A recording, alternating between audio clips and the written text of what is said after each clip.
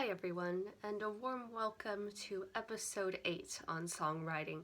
Whilst after this idea, I only have one idea left for an episode. If you're watching this in real time, then you may understand why I'm glad that songwriting came around at this time. Now, there are two types of clients in a music therapy group in this situation.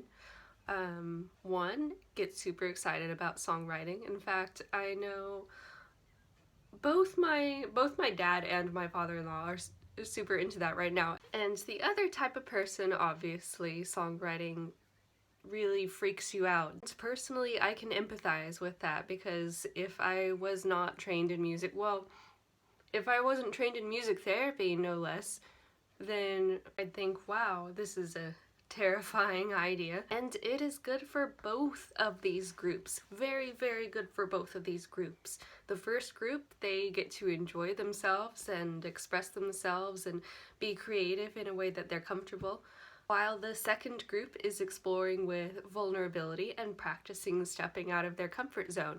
And there's so many therapeutic factors that go into songwriting.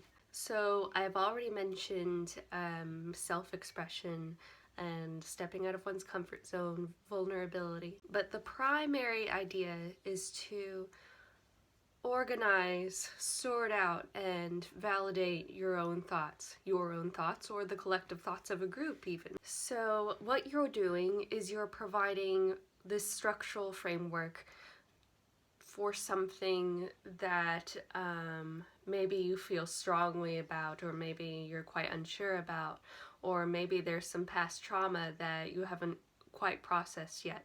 And the music part that comes in, the music and the rhythm, really validates the emotion part of our brain. So if I go into that, it's the amygdala, the limbic system, what have you. So if you're not watching this video in real time, you're watching it maybe a few months or a few years even after it was made, go back and look at what was happening in Minneapolis around the date this video was made. And you'll see there's a large group of people who are feeling very helpless right now and living in fear. Now, what does our brain do when we're in fear? We go to fight or flight, okay? So we can either avoid things or get really anxious, or we automatically feel frustrated, even angry, and we go into fight mode. We have to hit something or somebody or destroy something. Do you see what I mean? It is all basic brain response. Forget the idea of proper behavior. These are people literally living in fear, and this is how they're responding. Now, obviously, this is not the first time a large group of people have responded to fear in such a way. And what else do you notice they did as a group? Well, they wrote songs and chants in the 60s. African Americans got together and sang "We Will Overcome," and supporters and all of that. When they were marching in these groups, they were chanting "We will overcome."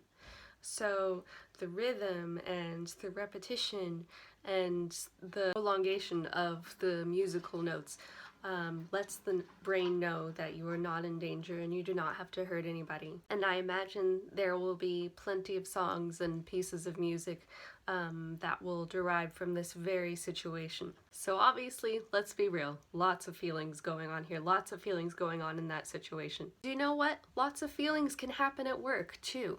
It's a scary situation, different situation, completely different situation, but it's still a situation in which our brains can feel fear, whether you're interacting with somebody else, or will I not lose my job? Will I not get paid off? Am I communicating correctly? There's all these questions going around and around. That's why songwriting is an excellent team building activity. So in this video, I'm not going to make you watch me write a whole song, but I'll be showing you how I would facilitate it. So first things first, what do we want to write about? Maybe I'll have you talk in groups or smallish groups about what kind of subject we want to write about. So maybe something general like fear or humor, okay? Let's make something humorous about fear. So let's start with layoffs. Not a very nice subject, is it? Maybe you're afraid of getting laid off, or maybe you're managing a bunch of people and you have to lay off a certain percentage of them after a while and you have to make budget cuts and all of that. So whether you choose to find the humor in how you process that or not, let's write a song about it and see what comes up. So the next thing I would ask you is, what style do you want it to be in? So you can either sing or speak. It's poetry, basically. And it doesn't even have to rhyme. So it can be like a speakeasy with these. You can have somebody just sitting there and somebody just yells out some stuff. Be a rap. That would involve a few more instruments, but still you wouldn't have to sing. You'd just be spouting out poetry. It can be what I call a Western limerick. I don't know if that's what it's actually called, but think about A Boy Named Sue by Johnny Cash. Choose your style first, and then you come up with the timbres you want. Do you want a lot of rhythm? Do you want a lot of melody to it? This is where meeting the characters, meeting the instruments is important, so that you can think carefully about what kind of timbre or sound would match with the style you want to express this subject in. You can even use just my 1987 synthesizer. And what makes this special is it creates a beat and a background accompaniment for you. So I haven't turned this on in a long time. Okay, I finally got it to work. It's seriously been so long since the plague started. So you can choose your timbre here. Oh, I like that one. Just piano. So this obviously has a lot of options on it. The only downside is literally all of it is like a 1980s TV show or Stranger Things or something like that. So I'm gonna go with, oh no, let's go with Koto. And here we choose our rhythm. So we've got something like, it's called Bossa Nova, and you press start. You can just improvise with that. It makes it easy to improvise. And if you put on this setting, then you can add accompaniment to it. So this little device makes songwriting really easy, especially if it's a rap or something. Let's see, what would be good with that? We'll do 16.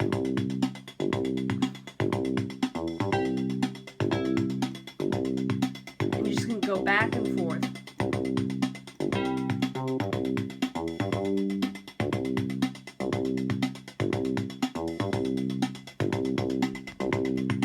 There you go, really easy instrument for improvisation and songwriting because it does most of the work for you there. See, it's not so bad after all. So next I provide you with the framework. Most of the time, if not, I'll just be going with an ABAB format. So we have the verse, chorus, ABAB C, which is the bridge, and then chorus again. Okay, so the nice thing about B, the chorus, is it's all the same, and that's what we would usually come up with first. A are the verses, and C, the bridge, it's a little bit shorter than the verses are, but it's basically like another verse. Now, the funny thing about Western limericks is that, well, they're funny to listen to, and they're often written about things that are usually sad or angry or something like that. Just pause the video, go right now, and listen to A Boy Named Sue by Johnny Cash. You can probably find it on YouTube or Spotify, and that's if you haven't already heard of it. My Uncle Neil's, his favorite part that he always kind of talks with is when he goes, "My name is Sue. How do you do? Now you're gonna die." In this case, in the case of a Western limerick, the verses would be very easy. So all you have to do is think of na na na na na na na na na na na na na na na na na na. And I would personally be helping you with the accompaniment. After limerick, it would be something like this.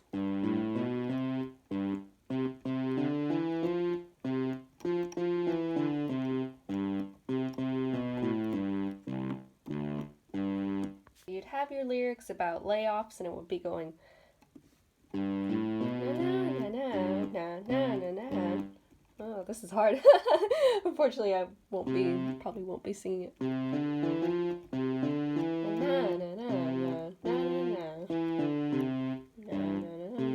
You get the idea. I'm aware that there are actually a lot more musicians in the 9 to 5 workplace than we think. There are people who are proficient in instruments. Maybe they haven't touched it in forever and ever, but maybe your colleague, you didn't know your colleague could play guitar, and so they would probably be doing some accompaniment. Or obviously it doesn't just have to be the synthesizer that accompanies the song you write. It can be Native American flute or ukulele, drums. It can be anything, and one shouldn't have to worry about the music writing part, because that's where I come in and that's where I help. And for anybody who has experience in this area, that's the part they play, and that's all part of the team building part of it. Right, so I hope the idea of that process isn't as scary now. Might even be scarier. Who knows? Oh god, this lady's gonna make me do a Western limerick. Seriously, I'm imagining it happening right now. I'm imagining this as a team building exercise, and all the hilarious and maybe even cathartic experiences that can come out of it that you can share with your peers. Yes, this does happen in individual sessions too, where more often than not it would be me helping you get comfortable with a sense of vulnerability. Like I said, I have one more episode in mind for music for management. Maybe even one more after that, because then it'd be episode 9 and that would feel incomplete, so who knows. But the only idea I have after this is, oh, well, I won't spoil it for those who are watching in real time. So stay tuned, and hope you enjoyed that, and see you next week.